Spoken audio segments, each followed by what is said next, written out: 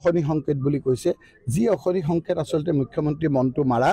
তেওঁ ডিব্ৰুগড়ত নিজৰ প্ৰাৰ্থীজন জিকুতে যিমান তেওঁ ফূৰ্তি আনন্দ পাইছে তাতকৈ ধুবুৰীত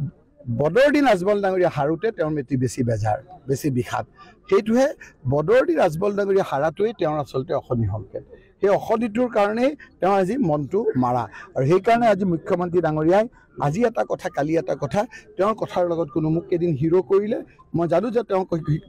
হিৰোৰ পাল্লাত মই পৰিলে মই জিৰো হৈ যাম পিছদিনা একো ওলোটা কৰিলে আজি কি কয় কালিৰ লগত তেওঁৰ সম্বন্ধ নাই গতিকে এতিয়া মুখ্যমন্ত্ৰীক ৰাইজে বিদায় দিয়াৰ প্ৰক্ৰিয়াটো আৰম্ভ হৈছে এতিয়া আপোনালোকে কৈছে যে তেওঁ ৯২টা সমষ্টিত তেওঁ বোলে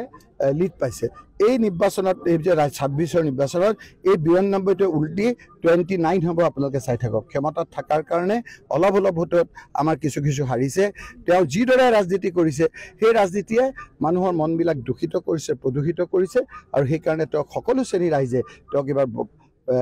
তেওঁক এবাৰ ক্ষমতাৰ পৰা আঁতৰাব সেই কথাটো আজি স্পষ্ট হৈ গৈছে মই এটা কথা আপোনালোকক ক'ব বিচাৰিছোঁ যে অলপ আগতে মন্দিৰত এটা প্ৰেছে আমাক সুধিছিল যে এজন লোকে মোৰ কথা কৈছিল যে এইকেইটা কাম কৰিলে মোৰ পক্ষে আহিব মোক কোনো তেওঁৰ পক্ষৰ প্ৰয়োজন নাই মই স্পষ্টকৈ কৈছোঁ কোনো পক্ষৰ প্ৰয়োজন নাই কিন্তু তেওঁৰ তালিকা তেওঁৰ লগতে থাকক সেই কামবিলাকো মই কৰিব লাগিব মোৰ দায়িত্ব মই এতিয়া এই লোকসকলৰ নিৰ্বাচিত প্ৰতিনিধি তেওঁ কোৱা নোকোৱাৰ লগত কোনো আপোনাৰ সম্বন্ধ নাই কিন্তু তেওঁ স্পষ্টভাৱে কৈছোঁ যে তেওঁ এতিয়া মোক তেল মাৰিবলৈ নালাগে তেওঁৰ নিজৰ মতে চলক মুখ্যমন্ত্ৰীৰ কথা মতে উদ্ভৱ কৰক তেওঁ কোৱা নকওক এই কামবিলাক মই কৰিমেই আৰু তেওঁৰ মোক কোনো ধৰণৰ ডাইৰেক্ট সমৰ্থনৰ প্ৰয়োজন নাই মুখ্যমন্ত্ৰী অশনি সংকেত বুলি কৈছে যি অশনি সংকেত আচলতে মুখ্যমন্ত্ৰী মনটো মাৰা তেওঁ ডিব্ৰুগড়ত নিজৰ প্ৰাৰ্থীজন জিকুতে যিমান তেওঁ ফূৰ্তি আনন্দ পাইছে তাতকৈ ধুবুৰীত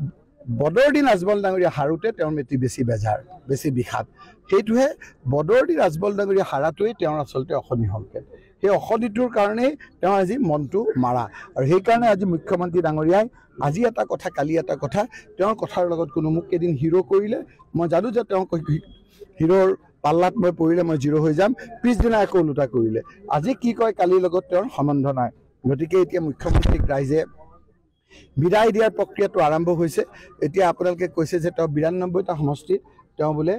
লিড পাইছে এই নিৰ্বাচনত এই যে ২৬ৰ নিৰ্বাচনত এই ৯২টো উল্টি 29 হ'ব আপোনালোকে চাই থাকক ক্ষমতাত থকাৰ কাৰণে অলপ ভোটত আমাৰ কিছু হাৰিছে তেওঁ যিদৰে ৰাজনীতি কৰিছে সেই ৰাজনীতিয়ে মানুহৰ মনবিলাক দূষিত কৰিছে প্ৰদূষিত কৰিছে আৰু সেইকাৰণে তেওঁক সকলো শ্ৰেণীৰ ৰাইজে তেওঁক এবাৰ ক্ষমতাৰ পৰা আঁতৰাব সেই কথাটো আজি স্পষ্ট হৈ গৈছে মই এটা কথা আপোনালোকক ক'ব বিচাৰিছোঁ যে অলপ আগতে মন্দিৰত এটা প্ৰেছে আমাক সুধিছিল যে এজন লোকে মোৰ কথা কৈছিল যে এইকেইটা কাম কৰিলে মোৰ পক্ষে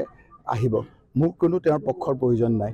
মই স্পষ্টকৈ কৈছোঁ কোনো পক্ষৰ প্ৰয়োজন নাই কিন্তু তেওঁৰ তালিকা তেওঁৰ লগতে থাকক সেই কামবিলাকো মই কৰিব লাগিব মোৰ দায়িত্ব মই এতিয়া এই লোকসকলৰ নিৰ্বাচিত প্ৰতিনিধি তেওঁ কোৱা নোকোৱাৰ লগত কোনো আপোনাৰ সম্বন্ধ নাই কিন্তু তেওঁ স্পষ্টভাৱে কৈছোঁ যে তেওঁ এতিয়া মোক তেল মাৰিবলৈ নালাগে তেওঁৰ নিজৰ মতে চলক মুখ্যমন্ত্ৰীৰ কথা মতে উদ্ভৱ কৰক তেওঁ কোৱা নকওক এই কামবিলাক মই কৰিমেই আৰু তেওঁৰ মোক কোনো ধৰণৰ ডাইৰেক্ট সমৰ্থনৰ প্ৰয়োজন নাই মুখ্যমন্ত্ৰী